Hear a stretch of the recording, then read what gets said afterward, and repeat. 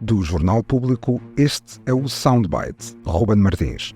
E hoje neste Soundbite, a forma como António José Seguro tem gerido a crise dos exames. Viva Ana Sá Lopes. Viva Ruben. Na terça-feira emitiu um comunicado onde alertava para a necessidade do cumprimento deste princípio da igualdade entre alunos, mas na sexta-feira já tinha falado. Vamos voltar atrás no tempo, praticamente uma semana, para ouvir o Presidente da República.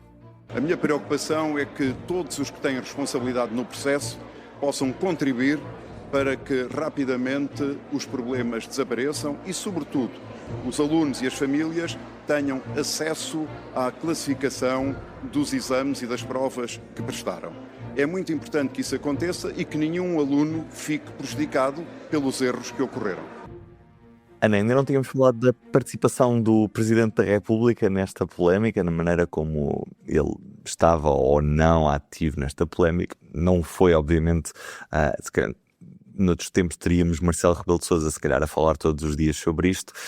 António José Seguro não é Marcelo, já sabemos, mas deixou claro, quer neste áudio que ouvimos, quer na terça-feira no comunicado que deixou depois do encontro semanal com o Primeiro-Ministro, que não vai deixar escapar isto em branco e que, obviamente, que os alunos tenham as mesmas condições de acesso ao ensino superior, como é evidente, Ana. Tem gerido bem o Presidente da República esta situação? Sinceramente, acho que sim, Ruben, acho que sim. Acho que houve críticas, nomeadamente entre socialistas, de que o Presidente não estava a ser, enfim, mais radical contra o Governo e contra Fernando Alexandre.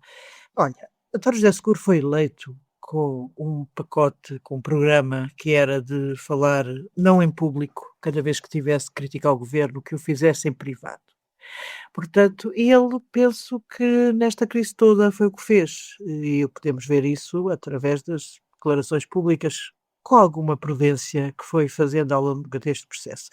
O António José Seguro, deixa-me só recordar uma coisa, António José Seguro foi muito criticado por não ter seguido aquilo a que se tinha proposto na questão das tempestades Cristina, em que foi para lá, fez o relatório, mandou o relatório para a Assembleia da República e foi dito que se estava a querer governar a partir de lei. Isto logo nos primeiros tempos da sua presidência foi considerado o Presidente da República que queria ser muito mais interventivo. Eu acho que esta questão dos exames ele esteve bem, disse o que tinha a dizer, nomeadamente esta mensagem que resolveu publicar no site a seguir à reunião com o Primeiro-Ministro na terça-feira, que é uma coisa, enfim, rara, não, isto não costuma acontecer, mensagens no site a seguir a uma reunião do Primeiro-Ministro, a mensagem é bastante dura. Claro que é dita num tom, é escrita, perdão, num tom bastante institucional. Isto lembra-me um bocado quando, acho que já falámos aqui no Soundbite, de quando Jorge Sampaio era Presidente da República, nós os jornalistas dizíamos que Jorge Sampaio falava em sapaiês.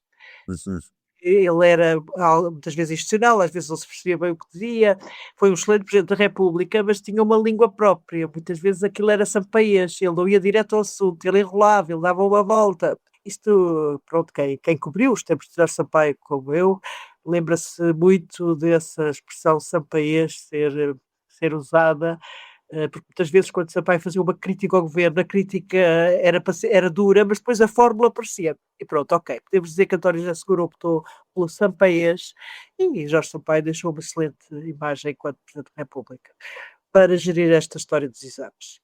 Mas as frases estão lá, quando o Presidente da República quer que se retire as devidas ilações, de modo que os processos de inovação tecnológica sejam acompanhados por mecanismos de prevenção e respostas capazes de evitar a repetição dos constrangimentos desta natureza, designadamente na segunda fase. A frase pode ser complicada, Ruben, mas isto está cá.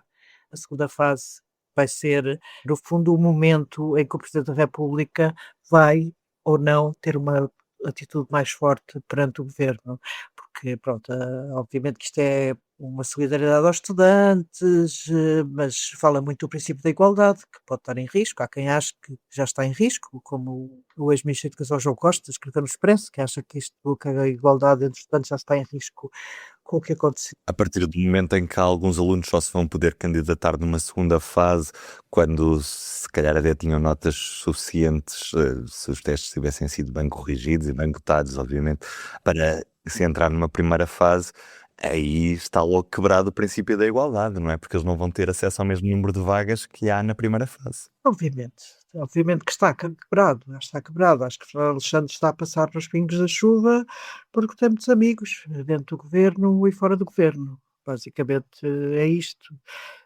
Aquele João Miguel Tavares disse do último programa da SIC Notícias, o programa cujo nome estamos legalmente impedidos de dizer. É muito complicado. Eu estava aqui a tentar lembrar. Disse que usou uma expressão que era que pronto, gosta de Fernando Alexandre, gosta de Alexandre Homem Cristo, que é o secretário de Estado, mas que se isto fosse com o João Costa já estaria a tirá-lo da janela. Portanto, é verdade que Fernando Alexandre tem muitos amigos e tem uma sorte. É bom ter amigos quando se está no governo. Porque quando não se tem, está-se sempre tramado. E este processo é um processo em que, se fosse com outro ministro, provavelmente estaria liquidado à partida. Não está. Não está, mas ontem Fernando Alexandre dá uma entrevista à RTP onde até admite que se possa voltar ao papel. Isto, só a expressão, só o facto do ministro dizer que se pode voltar ao papel é uma derrota inacreditável do processo. Isso é uma coisa que não cabe na cabeça de ninguém. Mas pronto. Fernando Alexandre espera que haja uma auditoria que lhe mostre que há consequências políticas a tirar, ou seja, que há responsabilidades políticas e aí dirá as consequências políticas. A grande questão é, Fernando Alexandre não precisa de uma auditoria para perceber que, obviamente, há aqui uma decisão política que foi avançar para uma digitalização completa deste processo de avaliação de exames sem rede. E, portanto, aí há uma responsabilidade política. Não precisamos de uma auditoria, não é? Claro que é uma responsabilidade política, que é ridícula a história da auditoria. O problema é que nós já falámos aqui naquela conferência de imprensa que o ministro teve esta semana, em que dizia que se isto vinha-se corrido tudo mal, ele até admitia que largar o cargo. Portanto, estamos aqui a rir, não é? Porque não há outra hipótese de não rir um bocadinho deste processo todo. Quer dizer, rir para não chorar, não é? Que as pessoas que não têm filhos, que não são estudantes que estão a exame, podem rir, enfim, para tentar, porque isto foi de facto, isto é o maior escândalo que aconteceu no governo nos últimos tempos. Enfim, já não quero falar de quando coisas que se passaram no mandato de António Costa, mas houve já muitos problemas com este governo, mas esta tragédia dos exames, e o ministro continua a dizer que houve exageros e que houve alarmismo.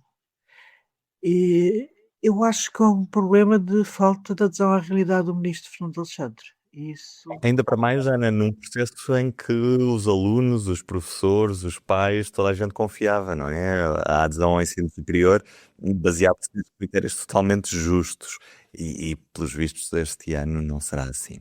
Olha, isto espanta-me que é assim, uma coisa que nunca deu problemas, ou não dava problemas, passou a dar problemas porque uma reforma que até era bem-vinda foi tratada com os pés. Pronto.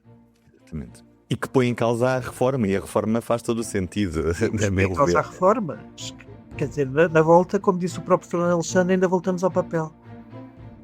Ana, cá estaremos para ver isso. Um beijinho, até Olha, amanhã. beijinhos. Um beijinho. O Soundbites é um programa de Ana Sá Lopes, Helena Pereira e Ruben Martins. A música original é de Ana Marques Maia. Siga o podcast na sua aplicação preferida para não perder os novos episódios. O público fica no ouvido.